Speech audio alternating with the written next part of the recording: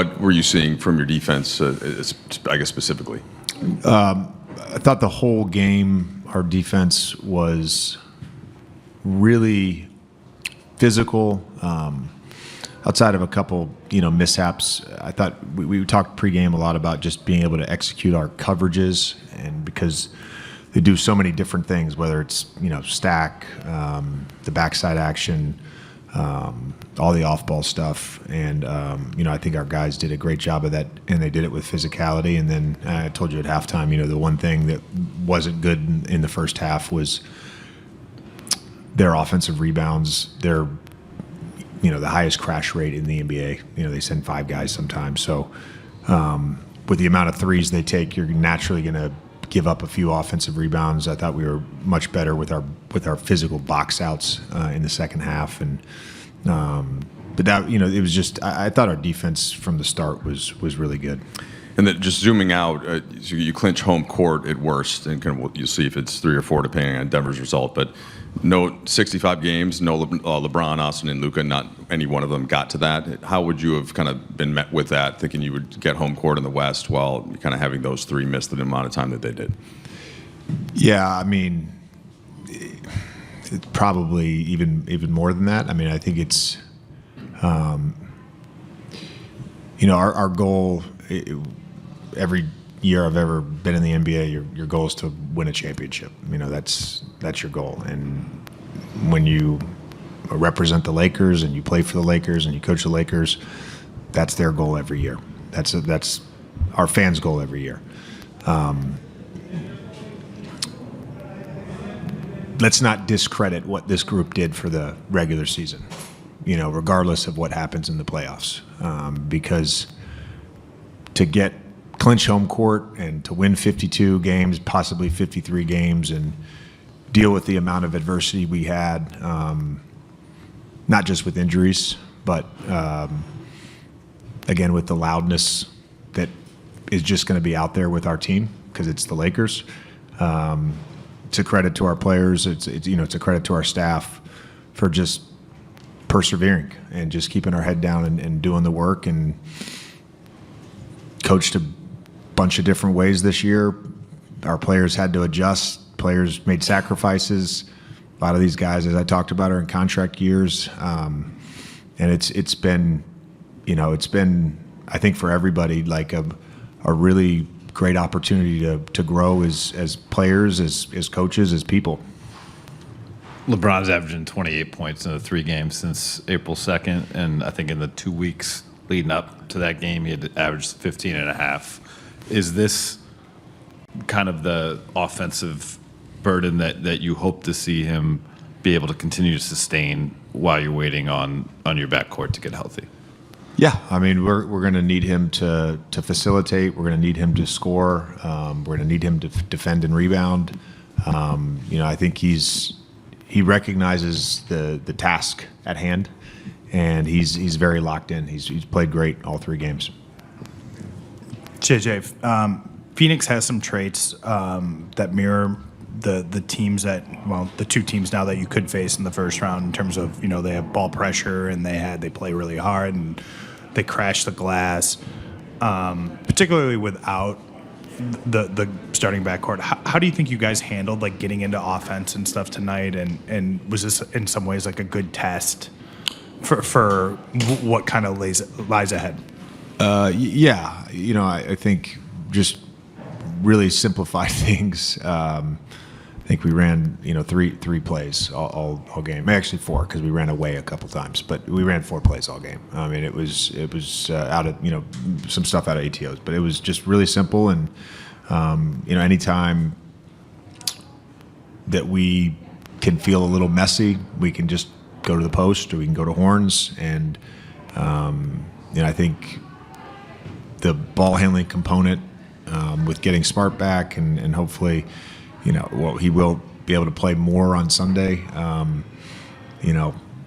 Him, Luke, whoever that, third guard is off the bench, LeBron, they've all got to share in that responsibility. And part of that responsibility is trying to get us organized. JJ, recently Luke was saying, like, he's comfortable doing whatever you guys need to do in terms of handling the ball for himself. He kind of wished he was shooting better, which is, I'm sure, something he would say all the time. But just how, for you watching him as a coach, how do Isn't you... he shooting like 48% from us? I think he said just recently. Oh, recently. Yeah, Okay. recently. Right, yeah. Not overall, but just recently he kind of was wishing that he would shooting a little bit better. Just Yeah. how do you kind of handle a player who's always so hard on himself, but also like you're also asking so much of him and kind of keeping those things in perspective and helping him keep those things in perspective? Yeah, I mean, again, I think he's really done a nice job with a role. I don't know. I know he's been a tertiary, secondary playmaker at times in his career, but to be just a full-time on-ball point guard for 30, 40 minutes in a game is it's a new thing and it's a challenge. He's done great. We all feel like every time he shoots the ball, it's going to go in, whether that's a floater, a midi, or a three. I think he's got a great deal of confidence, and a lot of that comes from his preparation and his work. I think the biggest thing for us is, with our current group, having those other ball handlers so we can give him breaks from being on ball all the time. JJ, with Marcus's return tonight, there was that play in the third quarter where he follows his miss on a floater. Maxey gets in a toss-up, and then he tips the ball to Jared for the dunk.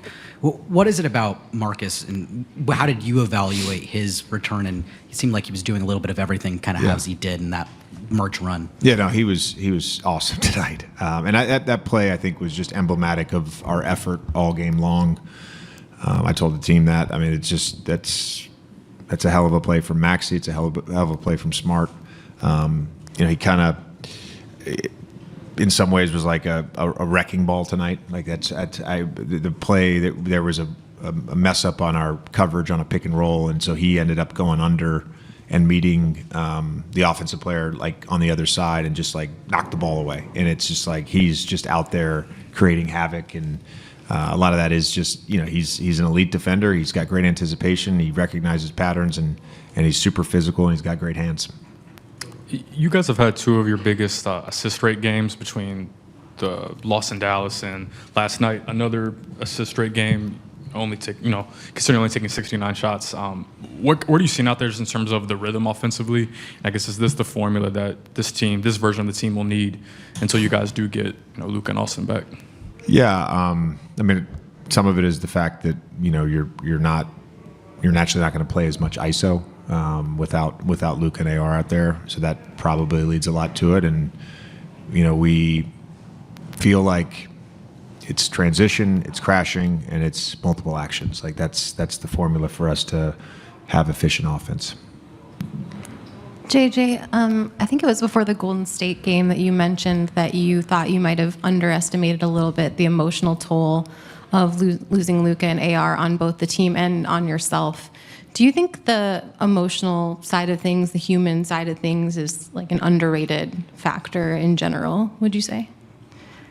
In general, like in the world or in basketball? No, like I guess as it pertains to basketball success, do you think it's underrated as a factor? It's all it is.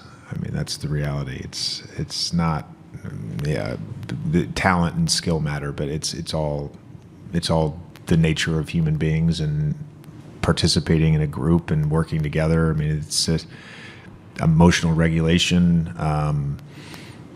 mental toughness. Like that's what this is at this level.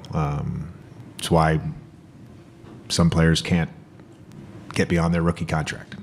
It's not necessarily because of talent or skill. I played with a lot of guys that were McDonald's All-Americans. Not a lot of them made the NBA. I played with guys that did make the NBA. Not a lot of them had a 15-year career. Certainly guys like, Bosh and Amari and Carmelo, they were way better than me, but that's what this is. This is how mentally tough you are. And part of that is when you have adversity or something doesn't go the way you want it, or you mess up a play, you mess up as a coach, like you got to confront those things and address them. And I think, we've done that all season long. That's been our team. Coach, a week ago or more or less, there was a lot of pessimism about the end of the season because of all the injuries. And here you are today, I believe with after the results today, worst you can be in the West is fourth. Third place still an option. How proud are you of the ways your guys have responded, to this tremendous challenge at the end of the season when you were playing so well and all of this just, happened? Yeah, I would say I'm extremely proud of our team, our players and our coaches for dealing with the entire NBA season. And that's, I think, for maybe one or two teams a year, they don't have a lot of ups and downs, and the roller coaster is fairly flat. But for most every team in the NBA, your ability to bounce back from failure is the key to the aggregation of what your season is. And, you hope you can win 50-plus games, and you hope you can get home court in the first round and be a top seed. I know none of you guys had us in the top 4 to start the season. Like, that's just the reality. Most people had us as a play-in team, or even worse. So we've had to manage, the expectations of the Lakers, and also, the negativity that just naturally surrounds every loss. And I think our group has managed that well. Luke, starting with this game from start to finish, in what ways did you guys take a step forward tonight? Yeah, offensively, just finding out what has been working for us and sticking to it, and taking advantages of some of the mismatches we had. And I thought we did a good job of executing offensively, and then obviously only giving up, I don't know what they ended up with, somewhere in the 70s, but that just kind of speaks for itself. And we got to clean up a few things. Gave up a lot of offensive rebounds, second chance points. It's kind of hurt us the last few games, but overall did a good job. Obviously, one more on Sunday that kind of finalizes where you guys are in the postseason, but you do secure home court. What does that kind of do for the mentals when you think of what's to come? Yeah, it's great. Obviously, the last week has been, a big shock to everybody with all the injuries and stuff. But to come out last couple games, get 2 big wins, solidify us being at home to start the playoffs it's huge for us. It's huge for, it's what we wanted to do, wanted to accomplish, and getting that done is big for us. JJ said pregame that he feels like every team out there that still has seeding to be determined will want to play you guys. Can you guys flip that to be like a us against the world type of thing? They're underrating us, they're overlooking us. Yeah, I mean, I guess you understand why people are saying that. You're missing 60 points a game.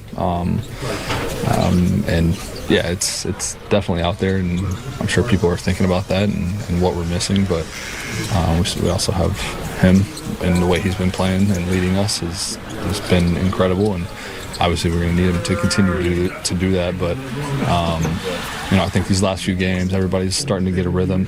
We're starting to figure out what playoffs are going to look like for us, rotations and all of that. And guys are getting more comfortable with it, and we're playing well together, and it's been fun. So, yeah, I think no matter who we play, we're going to be ready to fight from day one, game one, and they got to come here first, no matter who it is, and I think we're going to look forward to it. Luke, considering how your role has changed in the last bit, you just brought up playing alongside LeBron and the way he's playing, especially right now. Is there a gratification moment for you, considering your history with him and how long you guys have kind of gone cross paths in that way? Yeah, it's definitely a full circle moment for sure. I mean, it's when I was in high school playing for his AU team, and now sitting next to him in the locker room, we're running a lot of 2-man action in a game together.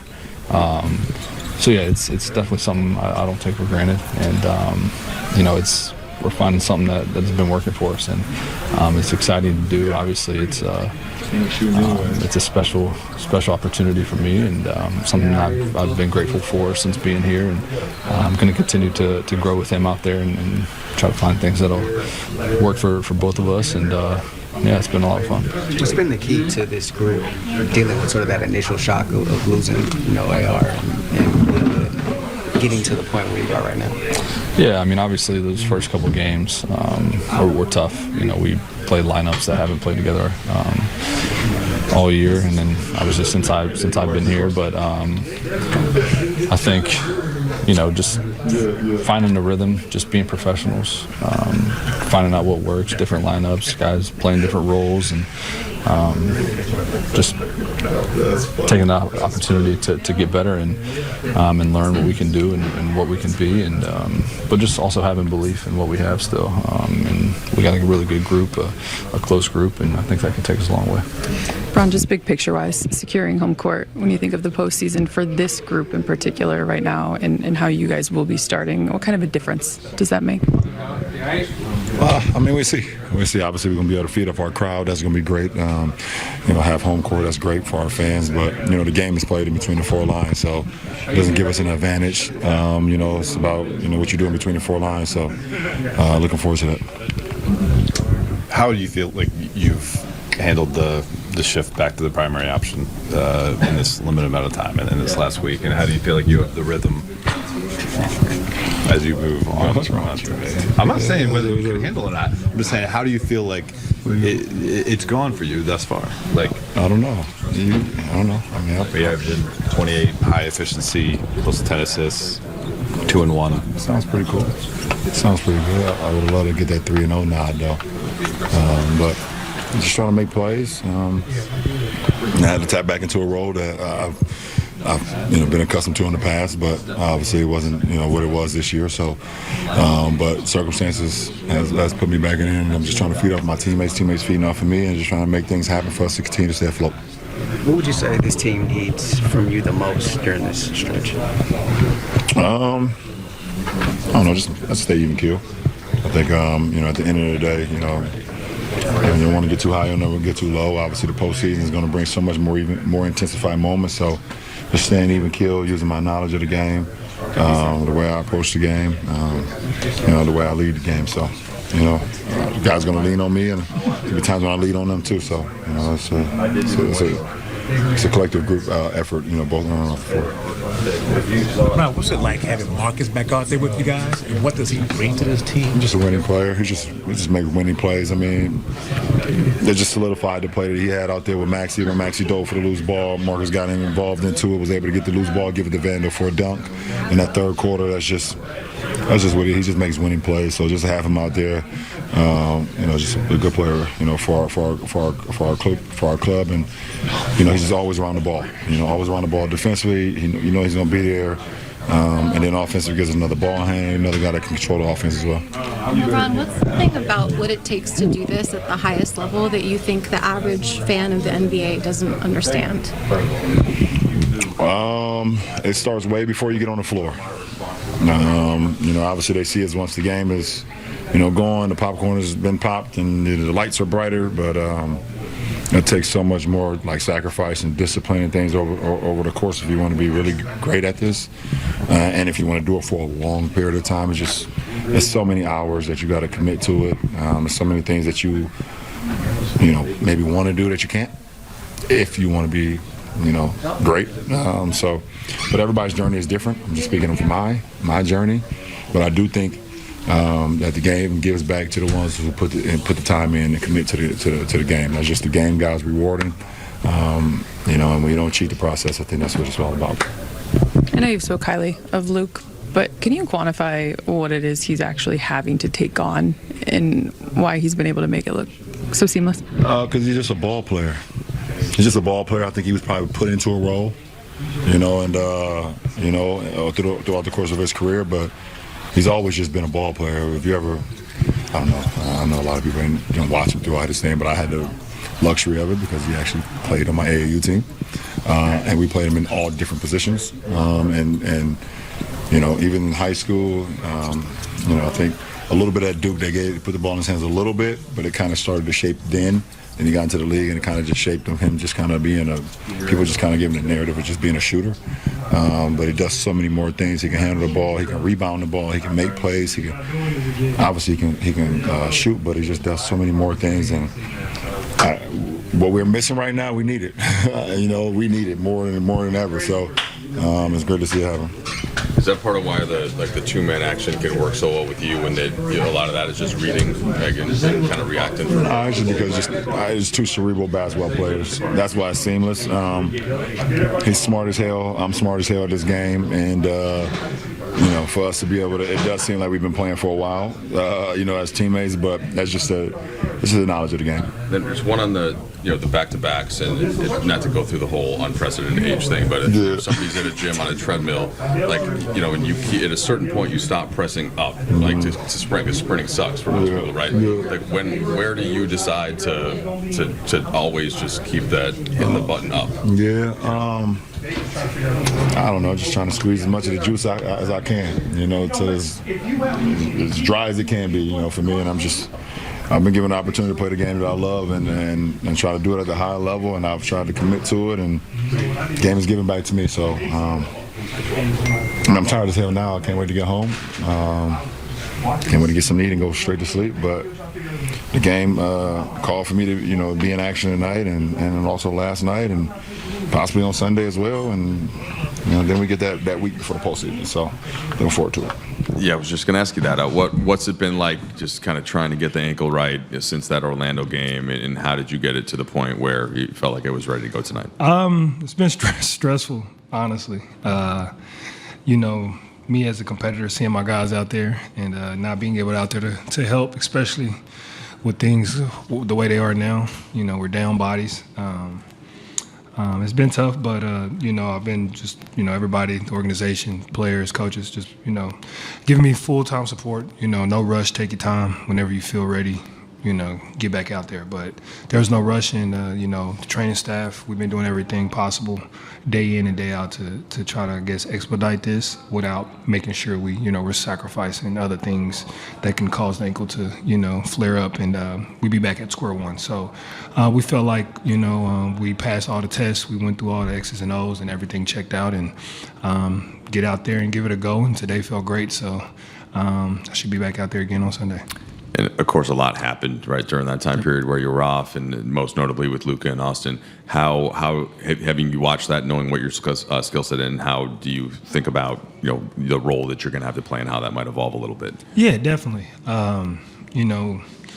Austin and Luka, they're our engines. Everybody knows it, and it hurt. It hurt us. It hurt our morale. It took us a little time to get ourselves back together, but here come Vando. But we trust in one another. We talking through it. This is new to us as well, and we're trying to figure it out together. But we constantly are seeing that and doing what we're supposed to do. With that being said, that means everybody has to step up their roles. Everybody has to step up their play, and then myself included, which is going to be, I'm going to have to play even more both ends of the floor, kind of like I did tonight, just being that initiator, getting us in offense, finding guys, and then finding the right spots for myself as well. Marcus, this is your first time on the court since the road OKC game, but you understand the predicament. You've been part of the conversations, part of this locker room, part of this team. What do you think about the challenge that faces this group, and can a week off during the play-in tournament with added practice time, added time to get the guys who aren't healthy healed, what can you do? What can you do in the first round? We all know it's going to be a challenge for us. But this is part of the game, right? We see this every year. Playoffs start, and it's whoever can stay healthy. A little bit of luck comes into the play, but it's definitely going to be a challenge. And it's for me, and I know speaking for myself, I'm excited about the challenge. I know it doesn't seem like we are as a team, but we are. We're trying to figure it out, and I think that's what makes it fun for us, right? We're going to have our ups, we're going to have our downs, but we're in it together. So I definitely think having a week off would definitely help the guys that are still healthy to get fully healthy, right? We got some nicks, some knacks, bangs up, everybody. That week could definitely help us so we can come out when it is the time for the playoffs and come right out and start off the right way. And we're going to need everybody. So using this time wisely, working on our games, but working on our bodies as well is huge. Hey, Marcus. I'm going to make it quick because I know Vando's waiting. But I was wondering, because I know it's hard for you not to be on the floor like you were saying, but JJ said a few weeks ago when you weren't playing, he really wanted you to talk to the guys that were on the bench and kind of tell them some strategies and directions. And I guess I was wondering, what are some of the things that you told them? Yeah, just control what you can control. That's been my motto all year long, the last couple of years. And now more than ever is very prevalent for that. We got to stay focused on what we can control. We can't control injuries. We can't control who's going to be in the lineup night in, night out.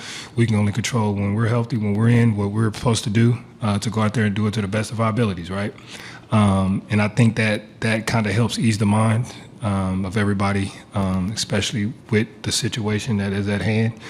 But also, encouraging the guys too. We got 2 guys down, 2 guys that was, a big part of what we did, very especially on the offensive end, right? But all that means is we got other opportunities for other guys to step up and show what you can do. I think as a competitor and as a player, that should excite you and give you that confidence to say, hey, I've been putting in the work. And now it's my time to go out and show the work that I've been putting in. So I think everybody's kind of starting to catch that. And like I said, it ain't going to be easy. We all know it. But it's going to be fun, and we're going to enjoy this ride. Jared, you just heard what kind of Marcus's point there about just how to handle everything that's transpired and with key guys out. What do you think you guys put together in this back-to-back Golden State last night in Phoenix and kind of securing home court? And what did you learn that you guys can take into a playoff series? We learned the intensity we got to play with. I think these last 2 games we played hard. We played together, and we executed the game plan. And I feel like that's what the playoffs about. Tuning into every detail, paying attention to the game plan, and just comes down to the 50-50 balls and playing hard and the effort. Jared, we obviously saw what happened with JJ 2 games ago, I think, last time we were here. Just what were the conversations like and kind of getting back on the same page? And I guess, what does that say in general about this team's ability to kind of regroup, get back on the same page, and move forwards when things are rough? Like I said, we talked about it. We moved on from it, and at this point in the season, we both realized this is the group we got. So it's definitely not a time for anybody to separate. So I think unity, especially with our group right now, that's super important. So yeah.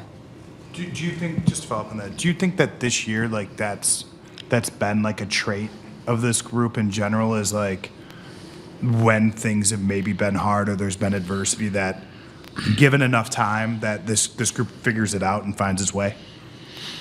For sure. I mean, I think adversity is inevitable in this league. Every team go through ups and downs, injuries, losing streaks, winning streaks. So it's always highs and lows to the game. So the best teams are the ones that can withstand the tough times and bounce back, quicker than other teams. So I think that's something that we've been able to do this year.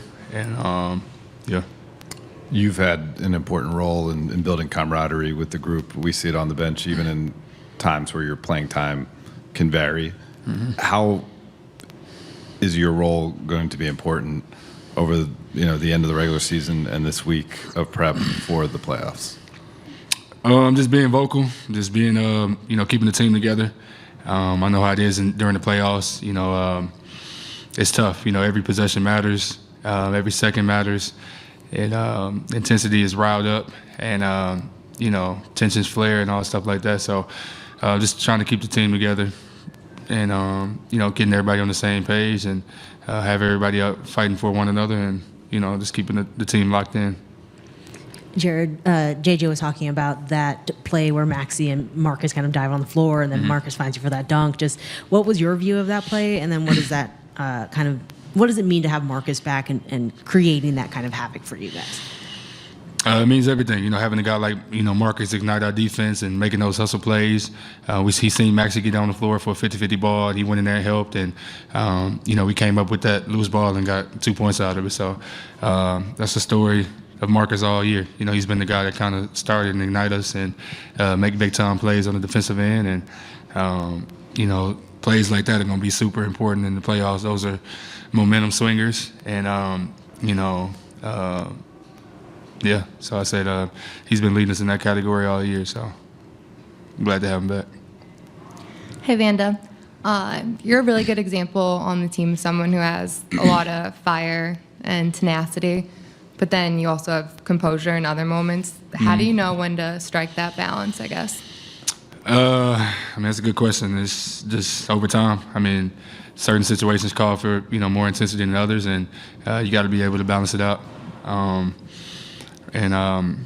Yeah, like I said, playoffs are going to be a time when tensions are up, and you know, you want to be fired up and stuff like that, but also, you know, being able to balance it out. So I think it's, for me personally, it's, you know, it's been a work over time, being able to decipher when to bring out which side, and you know, whether the game calls or the team calls either side out of me. So yeah, just kind of reading the game and reading the room, and knowing when and what a time and place to, you know, bring out either side.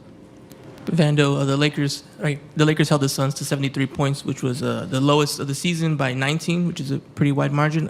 What parts of tonight's defensive play are replicable moving forward? Just the energy. I think we were flying around. We played team defense tonight. You know, whoever they have in the lineup, they kind of still play the same way. They play fast. They move the ball. They crash offensive rebounds. I think to start the game, they kind of beat us on the boards. Second half, we were able to contain them a little bit, but I think it was just a total team effort. Everybody that played a minute tonight was impactful on that end, and we was on the string. So I think that's what we're going to need to be in the playoffs, everybody locked in. And with the group we got now, it's going to be a team effort. So we're going to need everybody locked in.